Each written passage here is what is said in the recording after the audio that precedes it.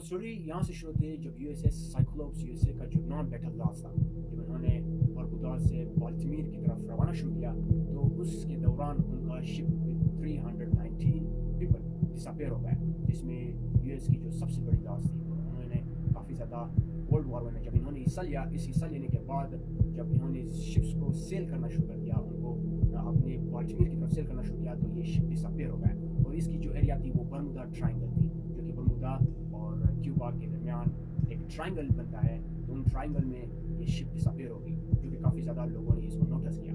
اسی کے بعد کرسٹوفر کولمبس جو کہ فرسٹ وویج انہوں نے اپنایا تھا اور وہ سمندر میں داخل ہوا 1492 میں، تو اس نے سپر ان نیچرل تھنگس کو کاٹ آؤٹ کیا اور انہوں نے اپنے لاگ بک میں اس کو ریکارڈ بھی کروایا کہ اس نے ایک ان نیچرل جو کہ ایک لائٹننگ تھی اوپر سے آ رہی تھی اور سمندر میں غائب ہوگی، اس نے اس کو آبزرو کیا.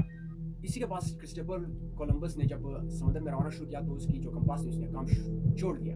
جب کام چھوڑ دیا تو وہ کافی زیادہ کنفیوژن کیا اور اس نے اپنے لاگ بک میں یہ بھی لکھا کہ اس نے کافی زیادہ کنفیوژن دیکھی. کنفیوژن ان نیچرل تھی اور ایک بڑی لائٹننگ تھی جو کہ ایک ایٹماسفیئر سے سمندر کے میں ڈوب گیا. تو اس کی جو ان نیچرل لائٹننگ تھی وہ اپنے لاگ بک میں یہ دکھا کر یہ کہا کہ یہاں پر ان نیچرل ان کیجول تھنگس یہاں پر اوپن ہو رہے ہیں اس ایریا میں.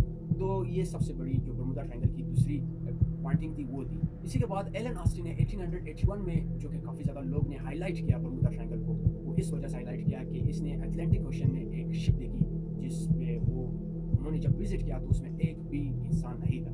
تو اس نے پھر اپنے کریو کے ممبرز اس میں ڈال دیے. تو کریو کے ممبرز ڈالنے کے بعد انہوں نے جب اپنے اسٹیشن کی طرف پروسیڈ کیا، اپنے پوزیشن اپنے کنٹری کی طرف پروسیڈ کیا، تو ایک برسٹ لائٹننگ ہوئی اور کلاؤڈز کی ہجوم میں جب وہ دوسرا شپ ان سے ڈساپیئر ہوا، جب دوبارہ دیکھا تو وہ شپ اپنی جگہ پر کھڑا تھا. جب وہ واپس چلا گیا اپنی شپ کو وہاں پر اپنے کریو کو وزٹ کرنے کے لیے، ان کو آرڈر دینے کے لیے، تو اس کی کریو اس میں پھر موجود نہیں تھی. تو تیسرے دفعہ جب انہوں نے پھر سے کریو کو انٹر کیا اور پھر اپنے پوزیشن کی طرف روانہ ہوئے تو پھر اسی طرح واقعہ ہوا. اور جب انہوں نے تیسری دفعہ وزٹ کیا تو وہاں پر ان کی کریو کی کوئی فرق نہیں تھا. تو وہ کافی زیادہ کنفیوژن میں آ گئے اور کافی زیادہ ہائی لائٹ کیا کہ انہوں نے کہ اس چیز کو جب چھوڑا تو انہوں نے اپنے آبزرویشن سے کہا کہ یہاں پر جو کہ سیل کی شپس پائریٹس کی ان کی ڈر تھی کہ یہاں پر پائریٹس ہوں گے جنہوں نے شپ سے ان کے جو ایسٹس ہیں وہ چرائے ہوں گے، اور وہاں پر ایسٹس وہی کے وہی پڑے تھے پر ان کے کریو کے ممبرس بھی نہیں تھے اور شپس کے آنرز جو تھے وہ بھی نہیں تھے. تو اس نے کافی زیادہ ہائی لائٹ کیا کہ شپس کو پائریٹ وہاں کے ایسٹس کو چرائیں گے پر وہاں کے انسانوں کو نہیں.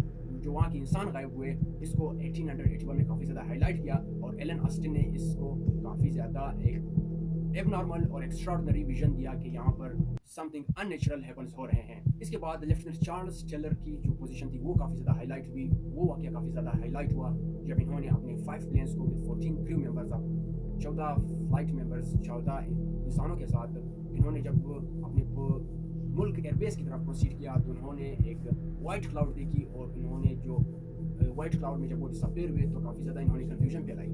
کہ اس کے بعد ان کی جو لاسٹ ورڈز تھی وہ میں آپ کے ساتھ شیئر کروں گا. Both my compasses are out. I am overland, but it's broken. I'm sure I'm in Florida Keys, but I don't know how far down, and I don't know how to get Fort Lauderdale. تو اس کے یہ کہنے کے بعد lieutenant Charles tailor نے یہ آخری الفاظ کہے کہ ہمارے کمپاس فیلرز ہو گئے. کمپاس فیلرز ہونے کے ساتھ ساتھ ہمیں کوئی ڈائریکشن پتہ نہیں چل رہا. ہم فلوریڈا کے نزدیک ہے پر ہم گھس رہے ایک وائٹ کلاؤڈز کی ایرا میں جو کہ کمپاسز فیلر ہو رہے ہیں اور ہمیں کچھ بھی پتہ نہیں چل رہا. اور اس کی جو لاسٹ کوٹ تھی جب وہ وائٹ کلاؤڈز میں انٹر ہو رہا تھا، اس کی جو آخری الفاظ تھے وہ یہ تھے کہ میرے پیچھے کوئی نہیں آنا، میرے پیچھے کسی کو بھی نہیں بھیجنا. تو اس کی جو 5 پلینس تھے with 14 کریوز سارے ڈساپیئر ہو گئے. اور یہ برمودا ٹرائنگل کی جو بڑے عجائب میں سے وہ یہ بھی ہے کہ جہاز بھی ڈساپیئر ہو گئے، ایروپلینس بھی ڈساپیئر ہو گئے اور اسی کے ساتھ ان کے جو ممبرس تھے وہ بھی ڈساپیئر ہو گئے. اس کے بعد کنٹری کی طرف سے ان کے اپنے اسٹیٹ کی طرف سے ایک وارننگ ٹیم بھی بھیجی گئی جو کہ ریسکیو ٹیم تھی. ریسکیو ٹیم بھی وہاں پر پہنچی اور ریسکیو ٹیم نے بھی جب وہاں پر پروسیڈ کیا تو ریسکیو ٹیم کے ساتھ ان کا جو ایروپلین تھا ریسکیو پلین وہ بھی ڈساپیئر ہو گئے. اور یہ کافی زیادہ اس کے بعد ہائی لائٹ ہونا شروع ہو گیا. تو یہاں پر کافی زیادہ کنفیوژن اور بھی آتی ہے جو کہ ہم یہاں پر اس ڈاکومنٹری میں آپ کے ساتھ شیئر کریں.